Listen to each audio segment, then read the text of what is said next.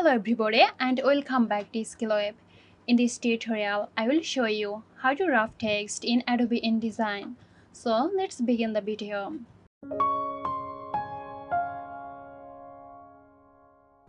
First, make sure your document is open in Adobe InDesign. Next, insert the image or object to wrap the text around. Select the image, then open the text wrap panel by going to Window and selecting Text Wrap. In the Text Wrap panel, choose the wrap option that best suits your needs. The most common option is Wrap Around Bounding Box. Now from the wrap option, select both right and left sides. And from the contour options, select the type. Go through all of the types and choose the one that matches the edge.